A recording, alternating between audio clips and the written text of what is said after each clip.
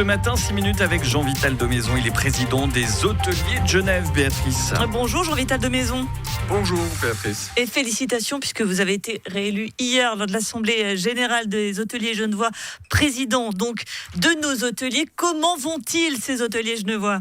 Écoutez, d'une façon générale, ils vont plutôt bien. Il y a un petit paradoxe à Genève, c'est celui de l'augmentation des nuitées. On parle de presque 6% d'augmentation des nuitées pour la période de janvier à septembre. Donc ça, c'est plutôt une bonne nouvelle pour les hôteliers.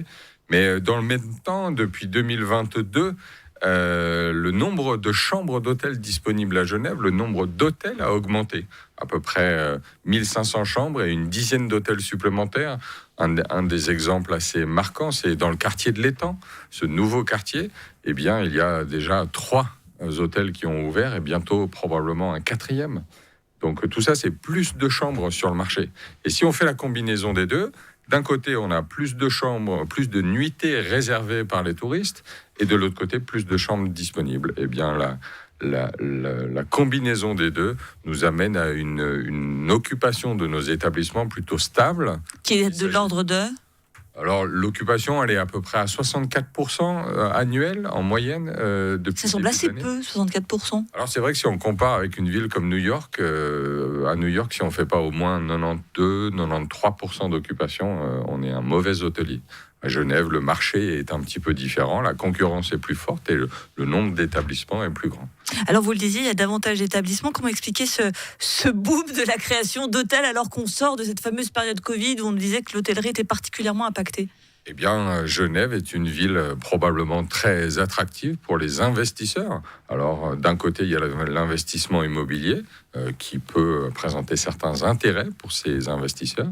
Et puis, de l'autre, il y a la compétitivité et en tout cas l'attirance ou l'attraction que peut exercer Genève en matière touristique. L'hôtellerie, un peu une valeur refuge pour les investisseurs. Alors, on le sait, l'hôtellerie est très dépendante de l'attraction de Genève et c'est bien normal. On vient à Genève pour y faire quelque chose. Il y avait un événement très symbolique, pas que symbolique d'ailleurs, c'était le salon de l'auto. Ça, c'est terminé. Est-ce que ça, c'est un coup dur pour l'hôtellerie genevoise ? Alors, oui, c'est un coup dur parce que le salon de l'auto était un événement récurrent. Enfin, on le connaît depuis des dizaines d'années et c'était un événement qui permettait à Genève de se remplir totalement pendant 3, 4, 5 jours. Et puis, pendant tout le reste du salon de l'auto, il y avait aussi un petit peu plus d'activité que d'habitude. Donc, tout ça est révolu. Maintenant, c'est pas vraiment une surprise parce que depuis le Covid, le salon était un petit peu en difficulté. Et on voyait qu'il y avait ces difficultés qui pesaient. Compensé par Watches and Wonders ?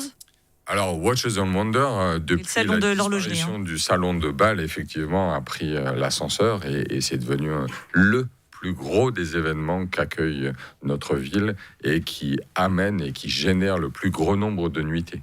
Donc, compenser, pas tout à fait, parce qu'on ne remplacera jamais le salon de l'auto, mais évidemment, c'est toujours mieux quand un événement se porte bien, et c'est le cas pour Watches and Wonders. Avec un événement nouveau pour cet été, c'est l'Euro 2025, l'Euro féminin. Ça, c'est quelque chose sur lequel vous comptez pour un peu lancer l'été ?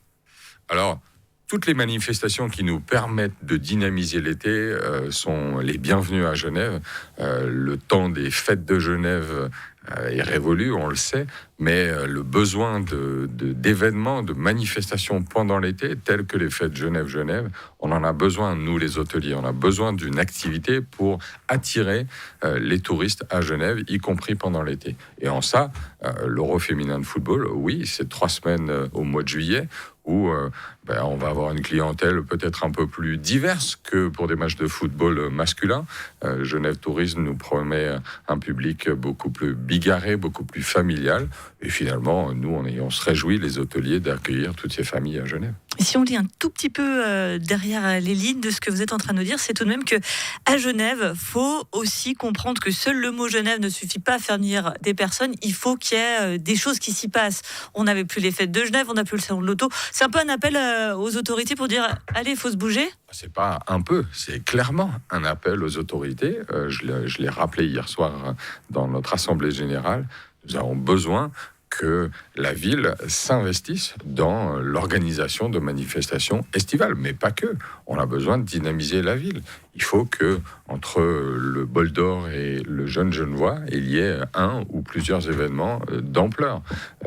Les anciens feux d'artifice, que beaucoup d'hôteliers regrettent parce que c'était un événement qui avait une portée internationale. On avait des clients qui séjournaient dans nos hôtels à la période des feux d'artifice pour en profiter. Alors quand on voit que finalement on arrive encore à tirer quelques feux d'artifice lors des fêtes de Genève, on se dit qu'il y a peut-être un espoir. La ville est endormie ? La ville n'est pas endormie, mais elle a besoin d'être encore plus dynamique qu'elle ne l'est. Merci beaucoup Jean-Vital Domaison, président des hôteliers de Genève. On va également rappeler que vous êtes à la tête de l'hôtel d'Angleterre, tout près d'un certain marché de Noël, qui débute d'ailleurs dès demain. Merci beaucoup d'avoir été sur Radio Lac ce matin.